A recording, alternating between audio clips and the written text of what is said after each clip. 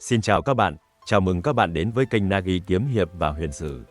Đây là một video về chủ đề kiếm hiệp Kim Dung. Trong thế giới kiếm hiệp đầy anh hùng nghĩa khí của Kim Dung, không chỉ có những nhân vật chính nghĩa ngời ngời, mà còn có những kẻ ngời ngời theo một cách khác. Đúng vậy, chúng ta đang nói về những nhân vật háo sắc, những bậc tài tử chỉ cần thấy mỹ nhân là quên luôn họ là ai. Từ những ánh mắt long lanh của Điền Bá Quang đến những nụ cười sát gái của Đoàn Dự. Hãy cùng điểm qua top 10 nhân vật háo sắc nhất, những con người không chỉ để lại dấu ấn trên giang hồ mà còn trong lòng mỹ nhân. Nào, cùng bật cười và ngẫm nghĩ xem, liệu háo sắc có phải là một tuyệt kỹ của kiếm hiệp không nhé? Điền Bá Quang tiếu ngạo giang hồ. Trong tiếu ngạo giang hồ, Điền Bá Quang xuất hiện từ khá sớm với một danh xưng dài đến mức đọc xong mà chưa hết bàng hoàng, vạn lý độc hành giang đương đại đạo hái hoa dâm tặc Điền Bá Quang. Nghe thôi đã thấy độ oai đến rợn người. Kim Dung chẳng ngại ngần vẽ lên chân dung hắn như một kẻ vô sỉ khét tiếng, chuyên gieo rắc nỗi kinh hoàng trên giang hồ. Từ hãm hại phụ nữ, giết người cướp của, cho đến những việc tồi tệ đến mức không nỡ gọi tên. Nhưng điều thực sự giúp Điền Bá Quang nổi bật giữa đám nhân vật phản diện, không gì khác chính là độ háo sắc đáng kinh ngạc của gã. Quý vị thử nghĩ mà xem, một tiểu ni cô thuần khiết như giọt sương sớm, Nghi Lâm mà cũng lọt vào mắt xanh của Điền Bá Quang, đủ để thấy ánh mắt của hắn đã đạt đến cảnh giới không chừa một ai. Trong mắt gã, vạn vật đều là mỹ nhân, chỉ cần là nữ giới, dù khoác lên mình áo cà sa hay giáp sắt, gã đều ân cần chăm sóc. Nhưng, đời đâu như là mơ. Chỉ sau một lần chạm trán định mệnh với Bất Giới Hòa Thượng, vốn là cha ruột của Nghi Lâm, thì cuộc đời hái hoa đầy hoa mộng của Điền Bá Quang lập tức rơi tự do. Hậu quả đầu tiên, hắn phải nhận Nghi Lâm làm sư phụ. Vâng, không sai, một tên hái hoa dâm tặc khét tiếng phải cúi đầu bái một tiểu ni cô làm thầy. Đúng là chuyện cười ra nước mắt, nhưng chưa dừng lại ở đó, Bất Giới Hòa Thượng, với lòng từ bi khó đỡ, đã ban phước cho Điền Bá Quang một vé xuất gia, cạo đầu đi tu, gia nhập phái Hàng Sơn, và quan trọng nhất, phải thề kiêng sắc giới cùng rượu thịt, hai món hắn từng xem là nguồn sống. Để chắc cú hơn, Bất Giới Hòa Thượng còn ra tay thiến hắn theo đúng nghĩa đen, phá hủy hoàn toàn thứ vũ khí đã từng gieo tai họa cho bao chị em phụ nữ.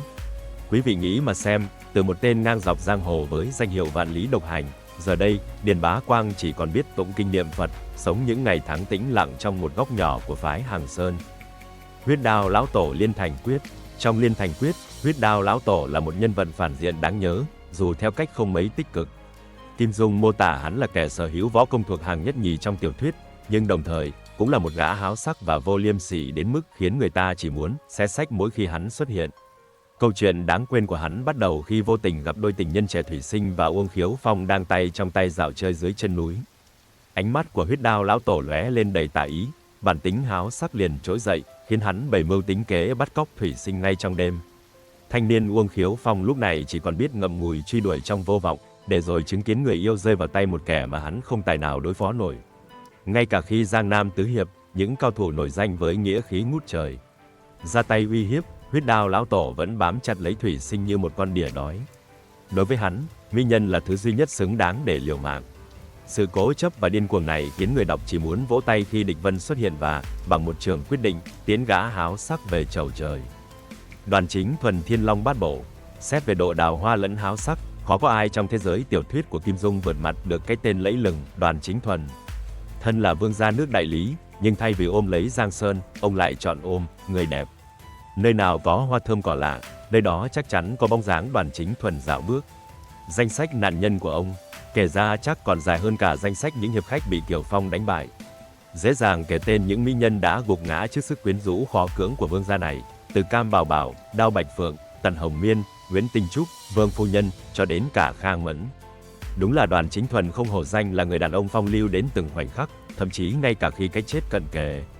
Đỉnh cao của sự phong lưu ấy là khi Đoàn Chính Thuần quyết định tự vẫn bên cạnh các người tình của mình, sau khi chứng kiến họ bị Mộ Dung Phục sát hại. Một cảnh tượng vừa bi ai, vừa phong tình, đủ để khiến người ta ngậm ngùi thốt lên, sống phong lưu, chết cũng phong lưu đến thế là cùng. Nhưng mà các cụ dậy rồi, đi đêm lắm có ngày gặp ma. Đoàn Chính Thuần, với thói lăng nhăng bẩm sinh, cuối cùng cũng nhận được quả báo. Và quả báo này không gì khác chính là chiếc sừng dài vài tấc mà vợ ông, Đao Bạch Phượng, cẩn thận đính kèm lên đầu từ lâu. Thử hỏi, một người đàn ông đào hoa khắp trốn nhưng lại bị vợ cắm sừng, thì có phải là nhân quả báo ứng hay không? Bạch Thế Kính Thiên Long Bát Bộ. Ai mà ngờ được, chấp pháp trưởng lão của cái ba người nổi tiếng trọng tình, trọng nghĩa và được xem là một trong những người tốt bụng nhất với Tiêu Phong thực chất lại là một lão quỷ háo sắc chính hiệu. Ở cái tuổi gần đất xa trời, lẽ ra ông nên làm gương cho lớp trẻ, thì ngược lại, trái tim già nua của ông lại mừng mừng lửa tình trước vẻ đẹp và sự lẳng lơ của Khang Mẫn, một trong những hồng nhan họa thủy nổi tiếng bậc nhất trong Thiên Long Bát Bộ. Vì say mê Khang Mẫn, lão trưởng lão không tiếc tay hợp mưu cùng ả dâm phụ để hãm hại Mã Đại Nguyên, chồng hợp pháp và xui xẻo của Khang Mẫn. Không chỉ dừng lại ở đó, kế hoạch thâm độc này còn dẫn đến một sự kiện làm chấn động cả võ lâm. Thân phận của Tiêu Phong, vị bang chủ oai phong lẫm liệt của cái bang, bị vạch trần. Hóa ra, người hùng mà bao người kính ngưỡng lại mang dòng máu khiết đan một sự thật cay đắng, khiến Tiêu Phong buộc phải rời bỏ chức bang chủ, trao lại cây đà cầu bổng, rồi bước chân vào chốn giang hồ phiêu bạt. Vân Trung Hạc, Thiên Long Bát Bộ, mang ngoại hiệu cùng hung cực ác, hắn là kẻ đứng thứ tư trong danh sách tứ đại ác nhân. Và nếu hỏi ai trong Thiên Long Bát Bộ khiến Đoàn Dự cảm thấy khó chịu nhất, thì câu trả lời chắc chắn là hắn. Lý do thì đơn giản đến mức ai cũng hiểu, với bản tính mau gái bẩm sinh, hắn luôn rình rập những mỹ nhân mà Đoàn Dự định cưới về làm thê tử. Như Mộc Uyển Thanh và Trung Linh, hắn xuất hiện lúc nào cũng với ánh mắt đầy sát khí, nhưng không phải để giao đấu, mà là để chiêm ngưỡng các sư muội ngây thơ, xinh đẹp.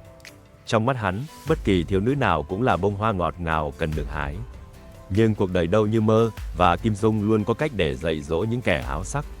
Cùng hung cực ác chưa kịp gieo nhân thì đã phải gặt quả một quả đắng ngắt. Nuốt không trôi, thậm chí còn phải nuốt đi nuốt lại, đến 3 lần. Kết cục của hắn đúng là vô tiền khoáng hậu, khi được chính Kim Dung yêu ái sửa lại đến 3 lần. Trong bản đầu tiên, hắn vì tội to gan bắt cóc và định hãm hại Vương Ngữ Yên mà bị Đoàn Dự dùng lục mạch thần kiếm tiễn về nơi chín suối. Nhưng chưa dừng lại ở đó, trong lần sửa thứ hai, Kim Dung đã cho hắn một kết cục bi thảm hơn. Khi đang trúng bi tô thanh phong và mê man, hắn bị Hoa Hách Cấn tận dụng thời cơ rút đao chém một nhát chí mạng, kết liễu đời hắn. Tưởng rằng câu chuyện kết thúc ở đó, nhưng không. Trong bản sửa năm 2009, Kim Dung tiếp tục cải biên để hắn rơi xuống vực.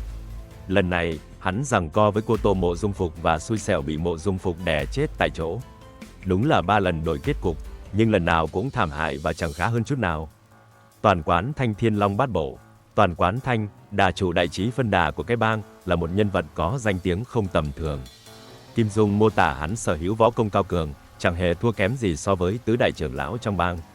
Nhưng đời người khó tránh khỏi một chữ sắc, và Toàn Quán Thanh cũng không phải ngoại lệ. Dẫu có luyện võ đến mức xuất thần nhập hóa, thì trước vẻ đẹp của Khang Mẫn, hắn vẫn trở thành một con mồi dễ dàng bị hạ gục. Câu chuyện bắt đầu khi Khang Mẫn bậc thầy trong việc sử dụng sắc đẹp làm vũ khí không thể thuyết phục được Bạch Thế Kính làm phản. Đứng trước khó khăn, ả dâm phụ liền chuyển mục tiêu sang Toàn Quán Thanh, người vốn nổi tiếng võ mạnh nhưng lòng yếu. Và quả nhiên, kế sách mỹ nhân kế của Khang Mẫn lại phát huy hiệu quả. Khang Mẫn chẳng ngần ngại trao thân xác của mình để lôi kéo Toàn Quán Thanh vào kế hoạch thâm độc. Dưới sự dụ dỗ đầy nghệ thuật của ả, Toàn Quán Thanh không chỉ mê mẩn đến mức đánh mất lý trí, mà còn bị kích động, trở thành kẻ đầu têu trong việc xúi giục quần hùng nhằm lật đổ chính bang chủ của mình. Thật đúng là một màn tự hủy vừa thê thảm vừa đáng cười. Doãn Chí Bình, thần điêu hiệp lữ, gọi Doãn Chí Bình là kẻ háo sắc, có lẽ hơi oan uổng cho hắn. Dù sao, hắn cũng từng được xem là đệ tử sáng giá, với phẩm chất đứng đầu phái Toàn Chân. Nhưng đời là vậy, ngay cả những người phẩm hạnh ngời ngời như Doãn Chí Bình, khi rơi vào hoàn cảnh trớ trêu, cũng có thể bộc lộ bản chất rất người thường. Chuyện là thế này, trong một lần tình cờ lang thang dạo chơi, Doãn Chí Bình bất ngờ bắt gặp tiểu long nữ mỹ nhân tuyệt sắc mà hắn thầm thương trộm nhớ đang bị điểm huyệt, nằm bất động không thể nhúc nhích. Một tình huống đúng là như trêu ngươi, bỏ đi thì chẳng nỡ, còn ở lại thì nguy cơ mang tiếng dâm tặc háo sắc đã hiện hữu ngay trước mắt. Lúc ấy, chắc hẳn trong đầu hắn, hai luồng suy nghĩ đang đấu đá quyết liệt, một bên là lý trí, và một bên là tiếng gọi không thể khước từ của bản năng. Thế nhưng, cuối cùng, lý trí cao thượng của Doãn Chí Bình đã thất bại thảm hại trước tiếng gọi mãnh liệt của thằng em. Và phần còn lại của câu chuyện, không cần nói cũng rõ. Từ một đệ tử tài năng, từng được kỳ vọng sẽ làm dạng danh phái Toàn Chân, Doãn Chí Bình nhanh chóng trở thành cái tên bị phỉ báng khắp giang hồ, ghi danh vào danh sách những nhân vật tai tiếng để đời theo cách chẳng ai muốn. Điền Quy Nông, Tuyết Sơn Phi Hổ, được mệnh danh là đại dâm tặc, Điền Quy Nông trong Tuyết Sơn Phi Hổ đã thể hiện trọn vẹn cái tầm của danh hiệu này. Các cụ vẫn bảo, ở đời, có 3 loại phụ nữ tuyệt đối không được động vào: con thầy, vợ bạn, gái cơ quan. Ấy thế mà Điền Quy Nông không những phạm vào điều cấm kỵ, mà còn chọn đúng vợ của bản thân, một hành động mà chỉ nghe thôi cũng đủ khiến giang hồ phải lắc đầu ngao ngán. Mà người bạn kia không phải ai xa lạ, chính là Miêu Nhân Phụng, kẻ được mệnh danh đả biến thiên hạ vô địch thủ. Nhưng đáng tiếc, võ công cao cường cũng chẳng bảo vệ được Miêu Nhân Phụng khỏi chiếc sừng khổng lồ mà Điền Quy Nông cẩn thận cắm lên đầu. Sự việc bắt đầu khi Điền Quy Nông không kiềm chế nổi trước vẻ đẹp tuyệt trần của Nam Lan vợ Miêu Nhân Phụng. Với khả năng mồm mép lươn lẹo bẩm sinh, hắn chẳng mất quá nhiều thời gian để quyến rũ thành công người phụ nữ này, biến vợ bạn thành người tình. Âu Dương Khắc anh hùng xạ điêu, là con trai của Tây Độc Âu Dương Phong, nhưng chớ trêu thay, đến cuối đời, Âu Dương Khắc vẫn chẳng hay biết sự thật động trời này. Đúng là một nỗi cay đắng chẳng ai thấu. Dẫu vậy, nếu so về phong thái, Âu Dương Khắc lại hơn hẳn cha mình, bởi hắn toát lên vẻ hào hoa và tiêu sái mà Tây Độc chỉ có thể ước ao. Tuy nhiên, gen nhà nòi vẫn không biết nói dối, tính hiểm độc của hắn đã được thừa hưởng đầy đủ từ cha. Không những thế, hắn còn bổ sung thêm một phẩm chất vượt trội khác, háo sắc. Nhắc đến chuyện háo sắc, không thể không kể đến hành trình theo đuổi Hoàng Dung của hắn. Mặc cho nàng đã một lòng một dạ với Quách Tĩnh, Âu Dương Khắc vẫn quyết tâm giành lấy bằng mọi giá. May mắn thay cho Dung Nhi, trong lần bị giam trên đảo hoang, chân của Âu Dương Khắc bị đá đè, khiến hắn không thể hành động. Nếu không, ai dám chắc chuyện gì sẽ xảy ra với nàng. Nhưng Hoàng Dung không phải nạn nhân duy nhất trong danh sách của tên háo sắc này. Âu Dương Khắc còn nhiều lần nhăm nhe làm chuyện không đứng đắn với Trình Giao Gia, dù biết rõ nàng là hoa đã có chủ. Hắn đúng là điển hình cho câu nói, lòng tham không đáy, sắc dục che mờ lý trí. Thế nhưng, chẳng có bữa tiệc nào không tàn, và tính háo sắc của Âu Dương Khắc cuối cùng cũng đưa hắn đến một kết cục bi thảm. Trong một lần tình cờ tóm được Mục Niệm Từ tại một quán nhỏ ven đường, hắn đang chuẩn bị thực hiện hành vi đồi bại thì bất ngờ bị Dương Khang ám toán. Thật không may cho Âu Dương Khắc, Mục Niệm Từ lại chính là người trong lòng của Dương Khang. Động vào tình nhân của hắn thì đúng là hết đường về. Cũng phải dành một lời khen cho Dương Khang, bởi dù biết Âu Dương Khắc võ công cao hơn mình, hắn vẫn dám ra tay ám toán, một hành động đáng mặt nam nhi. Còn Âu Dương Khắc, từ một kẻ phong lưu tiêu sái, cuối cùng trở thành ví dụ sống động cho bài học, dục vọng dẫn đường, chỉ dẫn đến diệt vong. Vi Tiểu Bảo lộc đỉnh ký. Nếu nói về độ phong lưu và háo sắc trong các tiểu thuyết của Kim Dung, thì chắc chắn Vi Tiểu Bảo xứng đáng ngồi ngôi đầu bảng. Thật khó tìm được nhân vật nào vừa may mắn, vừa tốt số như hắn. Không có võ công cao cường, nội lực cũng chẳng đáng kể, lại thêm xuất thân từ con của một kỹ nữ. Thế mà, Vi Tiểu Bảo không chỉ trở thành một nhân vật có ảnh hưởng lớn trong giang hồ, mà còn dinh về tới 7 người vợ, ai cũng là tuyệt sắc giai nhân. Ở đâu có mỹ nhân, ở đó có Vi Tiểu Bảo. Hắn chẳng ngại ngần từ tán tỉnh những cô gái hết mực dịu dàng như Song Nhi, cho đến những sư tử Hà Đông khiến hắn nể sợ như A Kha hay Tô Thuyên.